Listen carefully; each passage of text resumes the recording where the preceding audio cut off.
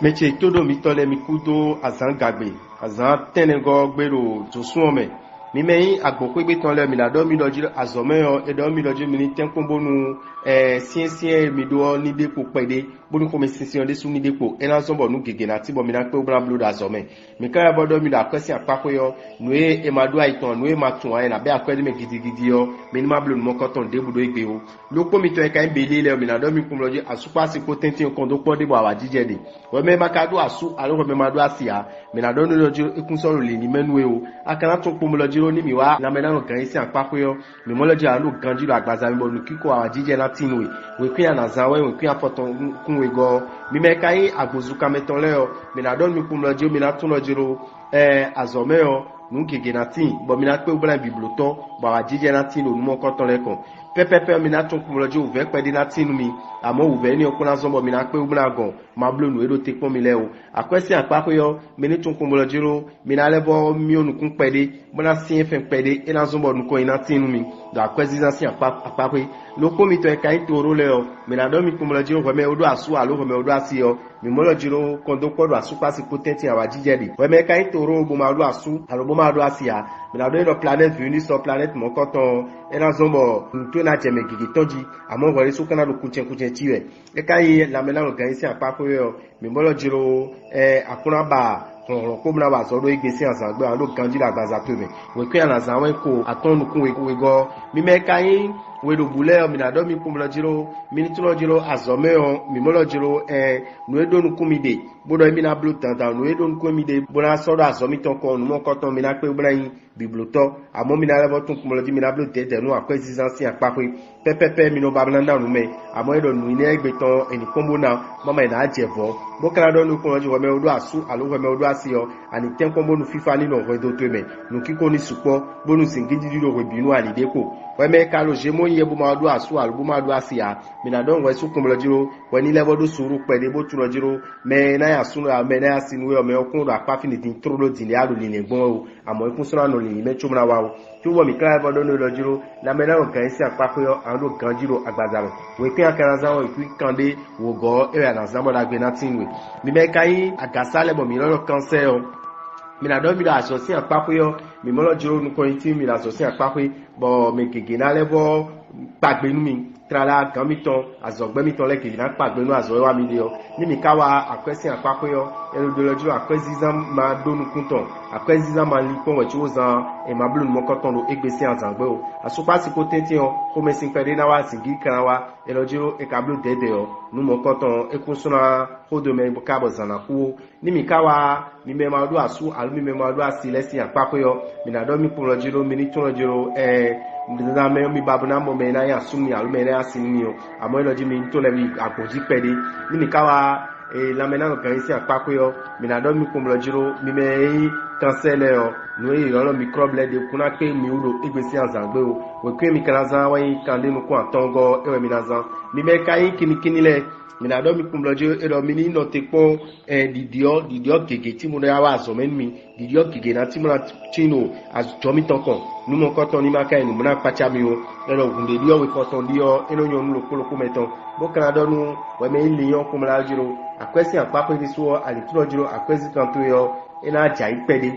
na ja ipede on pa fe salmo de génie o renizan e na zo mo veni o akuna mo keke ton ni mi ka so me odo asu alo me odo asio mi na do mi kumulo jiro ko me sin pede na asu pa si potenti do no ele budo ina blo no ele budo asu meton ni blo alo asi meton ni blo e na blo nu vokele ino na zo mo akpo na wa kuyobe we me maka odo asu alo me ma do asia mi na do no planet Jupiter planet mo koton e ja wa dagbe mo koton webo me na asu no alo me na asinu yo e kunso no le ni metu ana ipipeto bo kana do na alo me o pe trolo ana eje wan inu me o ji azonko ni mi ka so la me na no kan isi apapo yo mi na do mi meyi ni yo le kumbulo jiro mi na tun lo jiro mi na ro ganjiro agbazame we pe mi kana za 96 mi me ka yin yon da lo jile bo vierge mi na do mi me vierge le kumbulo jiro azosi apako yo ani to kumbulo jiro uvede bukunde no azosi apako yo alen de bu onu mokoto ana pe obla bibloto amo ani to ojo ko me sisi clean de na suko no azo me kuro gbeto elepo ni mi kawa akwesi apako yo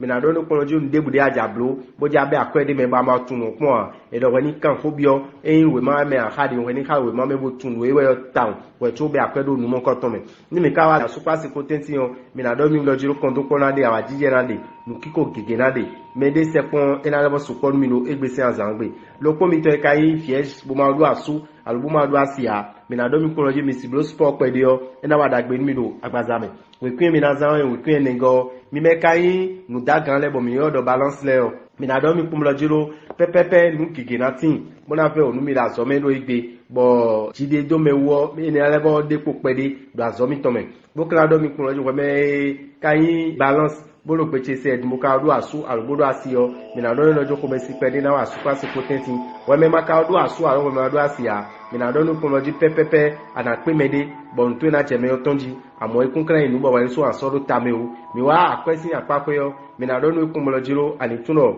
no e me ambe akwedo be na inu bona don dagbe anu do so gudu o nu mo koto me ambe akwedo bo nu ko ina tinwe amo nu e be akwedo me ma tuno e ja na eloji e ma sekun nu mo koto lewu ni mi kawa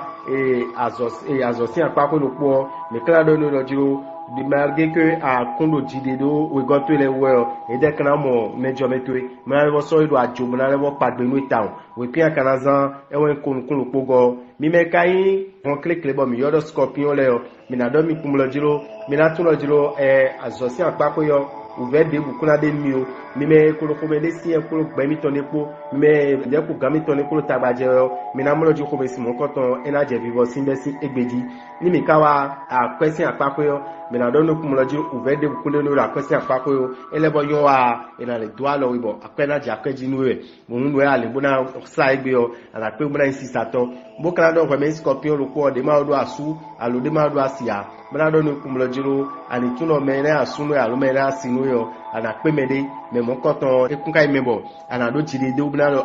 asure mi ko mo alo asine mi mo ne o we ma do jide mo koton o mi me ka do asu alo mi do asibo scorpion le o mi na do mi kumlo jiro mi na mo lo jiro won yin si apako yo fifa si apako yo na su kon mi do won do mi to me do egbesi azangbe la me na ganji yo mi mo lo jiro mi na do ganji la gbazame bon kiko na tinu mi we kwi mi na zan won 17 mi me kai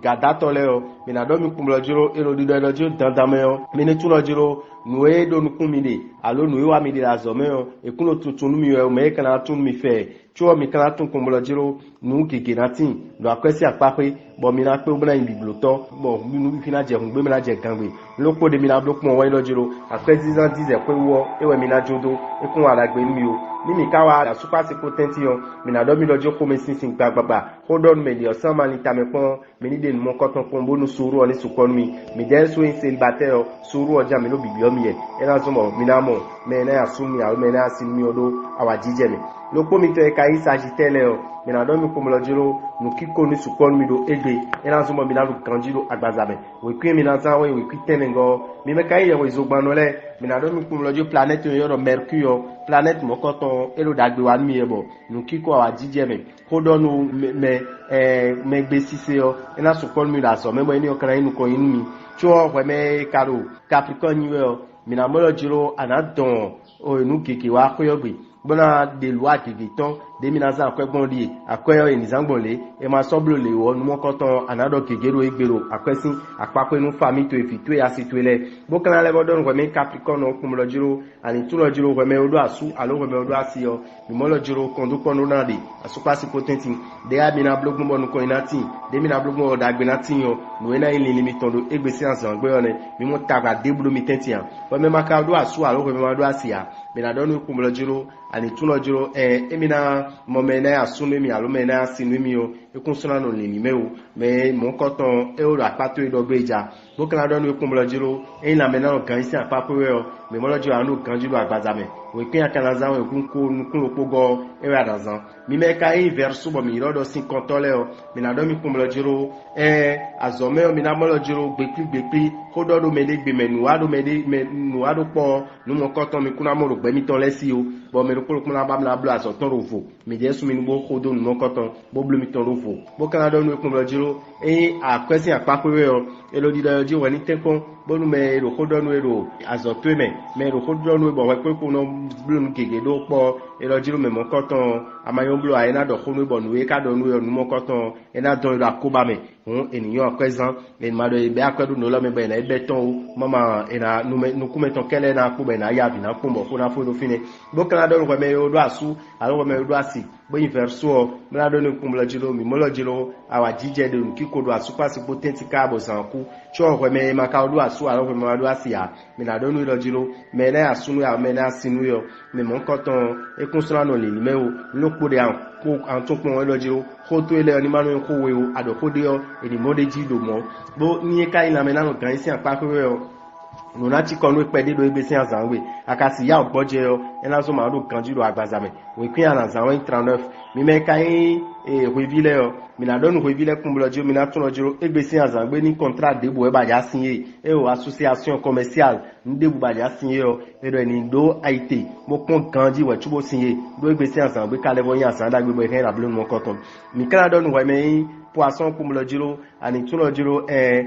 akwesi apako yo jide do me yo ena zon ba kwesi kanto na lido do ama de jido me wa akwedi de ton ena ve onu bo nu kana lawi eroje we ni de jido me ko e ko ja wa nu ena zon mo nu ko ena tinwe ni mi kawa super si potenti yo mi na do mi kumblo jiro mi mo lo jiro kiko de awa jije de we me maka do asu alo ko mi ma do asia ani tu kumblo jiro e konsona no le nimeo mo na do ni kumblo jiro nu ero ko de akana to endo jiro e na invite we do fide we ni ma gbe fi mo koton o do fi mo koton ajan yibo me na asuna alo me na sinu yo ani bla yin me mo koton peton we kai poisson me na do ni planète Uranus so do biology nu e no yo sport asiblo pe de yo e na wa da gbe no do agbazame we pin akana zan 19 e da me o rabita ndogbe lokoloko miton bolo fifa ma gbe do toton ni kondo mi me biji e na chermi. Pour ne pas rater les prochains numéros, abonnez-vous à notre chaîne. N'oubliez pas d'activer la cloche de notification. À bientôt!